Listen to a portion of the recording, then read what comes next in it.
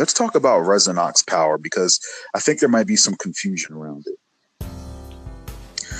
And there's good reason for it, because if you look, especially if you were around when he first popped up, if you look at the wiki, and I'm not sure if you updated it, the way I wrote his powers were literally meant to be OP. Mm-hmm. Like, if you remember, he could, right now he has to be able to see a power to use it.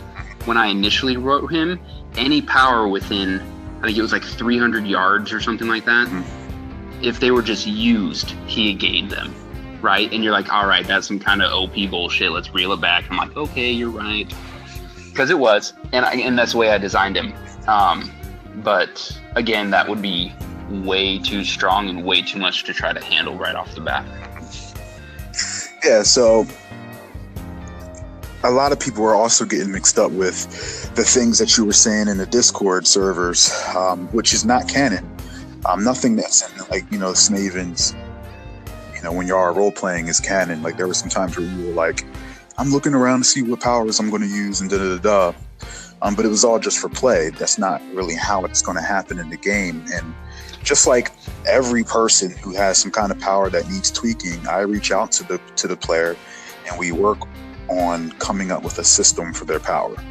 Every player who has some kind of weird power like that has had a conversation with me. And I mean, we're not telling everyone that, so I can see why people would be confused and thinking you can do everything. But no, Rezinoc, there is a structure to how your powers work, just like you said. One of the stipulations is you have to see it. So, in a nutshell, without really going too deep into what we worked out, because I don't want us, there's a strategy to it. In a nutshell, your powers, you're able to analyze powers, but you have to take it back home, put it on a table, and apply them. And it's not the person's power. That's what I want everyone to know. It's the core of their power. But what I do is I tell you what you get from analyzing them, but then I have you turn it into something unique, right? Absolutely. Right. So it's like Rezinoc's version of another person's powers. But if another person's power is some really vague shit like fire manipulation, then that opens up the floor to you, to what you're going to turn it into.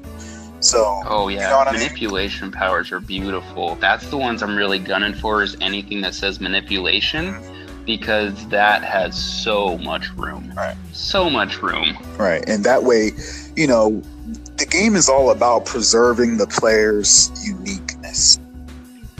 You're still going to turn it into something that is unique to Rezinoc. Like in your solo video, you had created clones, but you created them out of the different elements that you were able to use. Yeah, so in along the lines of uniqueness, one thing that you had mentioned in an episode was that I was at the fight to see who was the strongest and witnessed RTX use his energy lotus petals, and that was a combination of R-Type doing all sorts of crazy ass training and developing that, right? Yeah. So like you said, I only see the core. So yeah, I was like, okay, so he can manipulate energy. Right. Let's slap that on the table, dissect it. I was like, okay. Well, then I saw Virus using fire and wind at some point. So I was like, okay, so now I can combine fire, wind, and energy, right? So I know R-Type can make clones. So I was like, okay, energy clones are possible. And I was like, can the clones have elements to them? And I was like, oh shit, yeah, they can. So then we combined that. And my clone, I have future plans for my clones. I don't want to go too far into it, but my clones might be part of a signature Rezinoc thing, or they might just be something that I utilize as a tool. Right. And granted, it might seem overpowered, but I am so technical when it comes to shit like this.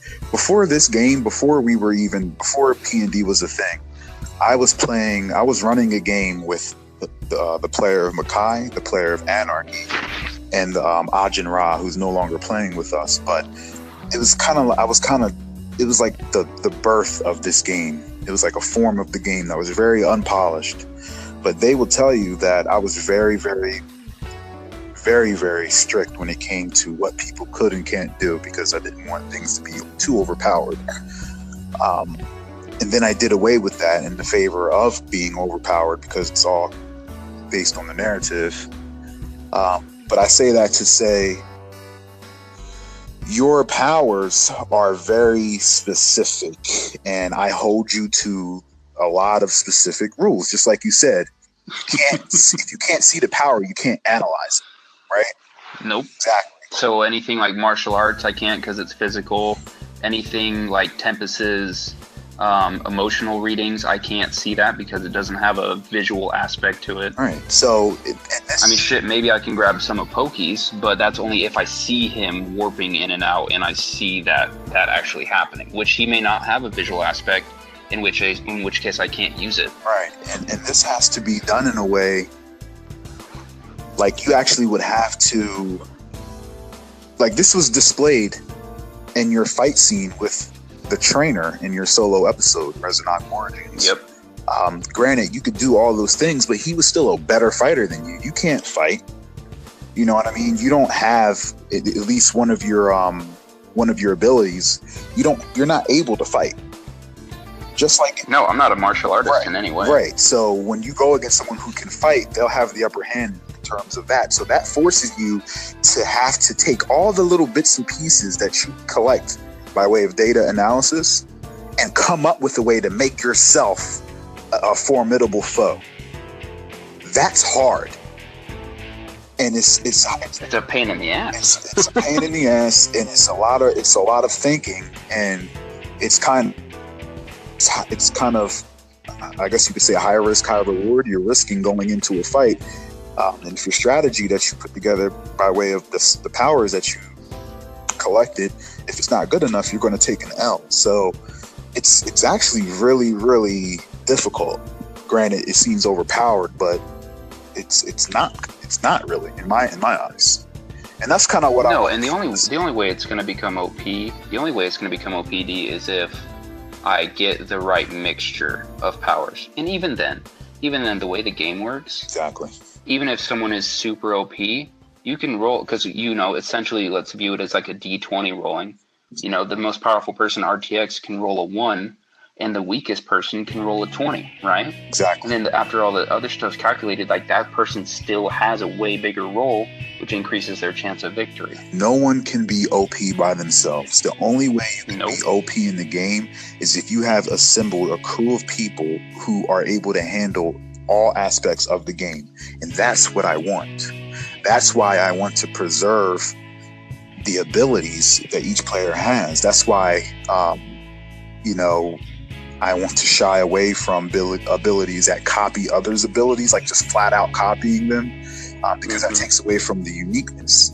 And I think a lot of people are looking at your abilities as copying, but it's really not. There's like layers to the shit, like because it goes through a filter. I am the filter. You tell me what power you want to copy, or actually I tell you what power you saw, right? Yeah, I can't even tell you what I want to copy. Like I can go into an episode, right? And I can tell you, hey, I want to keep an eye out for anyone who's using powers, because then that'll trigger his analysis. Mm-hmm. But if you don't say Rezinoc sees this, or you don't tell me that I saw it in your P&D casts, I don't get to try to use it, even though I heard about the power, Right.